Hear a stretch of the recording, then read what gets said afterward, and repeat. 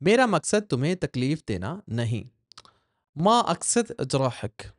ما أقصد أجرحك يعني جرح تکلیف دینا. ما أقصد میرا مطلب نہیں ہے اجرحک کہ میں تمہیں تکلیف دوں. I don't mean to hurt you. میرا مقصد تمہیں تکلیف دینا نہیں. اس کو عربک میں کہیں گے ما أقصد أجرحك اور اس کو انگلش میں کہیں گے I don't mean to hurt you. ما أقصد هذا بالانگلیزی I don't mean to hurt you.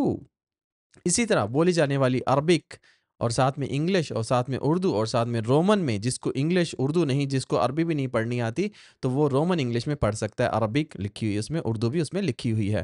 تو بہت ہی منفرد طریقے سے یہ بولی جانے والی لینگویج کے اندر کتابیں ہیں.